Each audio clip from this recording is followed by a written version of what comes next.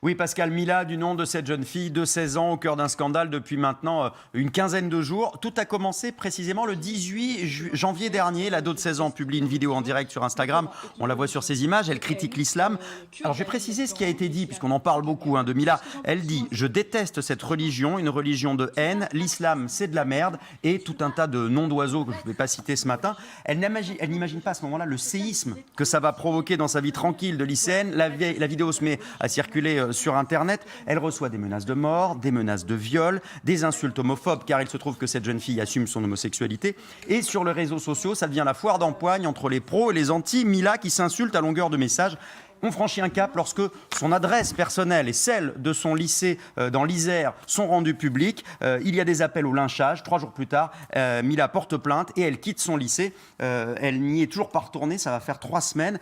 Hier, pour la première fois, elle a décidé de prendre la parole. Elle était l'invitée de Quotidien sur TMC de Yann Barthès. Elle a expliqué qu'elle tenait à témoigner à visage découvert, car elle assumait finalement ses propos.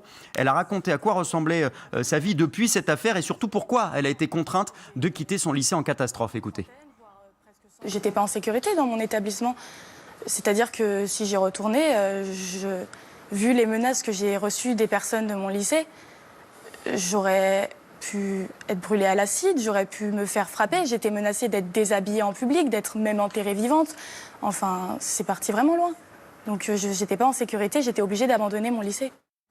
Alors, c'est vrai que quand on entend ça, on a l'impression que tout le monde est devenu dingue. Et la classe politique en premier, parce que ça fait 15 jours que les hommes et les femmes politiques s'écharpent sur le dos d'une lycéenne de 16 ans. D'un côté, on a la récupération d'extrême droite, les propos de Marine Le Pen, qui a été la première à la soutenir. Hier encore, après la diffusion de son témoignage, voici ce qu'a tweeté Marine Le Pen. « Ça n'est pas à Mila de s'excuser, c'est à ceux qui la menacent de mort, la harcèlent, l'insultent, de rendre des comptes devant la justice. Bravo à cette lycéenne pour son courage. » De l'autre côté, le gouvernement a l'air un petit peu perdu. Nicole Belloubet a même été contrainte de s'excuser après avoir parlé dans une interview d'insultes à la religion. On lui a reproché de vouloir mettre en question le délit de blasphème. Ce week-end, Ségolène Royal a fustigé l'adolescente qui faisait une crise. Elle a dit qu'elle avait trop manqué de respect et que non, elle ne serait pas Mila. Alors, on le voit, le malaise. Le monde politique, et notamment à gauche, ne sait pas sur quel pied danser. Voilà, et Mila, elle a parlé de ce qu'elle a dit. Effectivement, elle assume. Elle assume totalement son droit au blasphème. C'est-à-dire qu'elle a présenté, d'un côté, elle a présenté ses excuses à ceux qui ont pu être blessés. Elle a expliqué qu'elle avait des regrets, mais qu'elle ne regrettait pas, en tout cas, le fond de son propos. Écoutez. Il y a 2 choses que je regrette dans cette histoire. C'est de l'avoir dit d'abord sur les réseaux sociaux parce que je n'avais pas mesuré l'ampleur que ça pourrait prendre. Et c'est de l'avoir dit d'une manière aussi vulgaire parce que j'aurais pu argumenter, j'aurais pu... Vous regrettez la vulgarité? Je regrette la vulgarité, c'est ça. Je reviens encore sur le sujet du fait que je regrette absolument pas mes propos. Que c'était vraiment ma pensée. Vous ne regrettez pas le droit au blasphème? C'est ça, le droit au blasphème.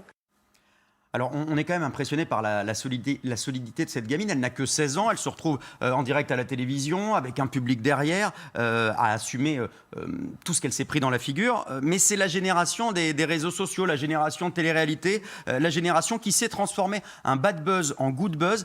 Car, alors ça, c'était la surprise du chef hier. Personne ne s'y attendait. Mila n'est pas venue toute seule. Elle sort une chanson inspirée de toute cette histoire, car c'est une jeune fille qui faisait de la chanson urbaine, comme ça, chez elle, tranquillement. Et en exclusivité, elle a fait écouter un extrait lors de l'émission. Écoutez. Je voulais non, pas dans ce contexte-là.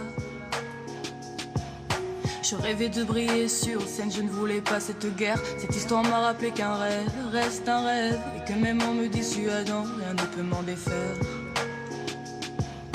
Dites-leur qu'ils peuvent tenter de gagner, ils ne pourront pas me prendre ce que j'ai dans la tête. Voilà, la chanson inspirée, les paroles ont été inspirées de ce qu'elle est en train de vivre en ce moment. Alors là, on ne peut pas s'empêcher de se poser la question, est-ce que c'était vraiment le moment de faire sa promo de chanteuse?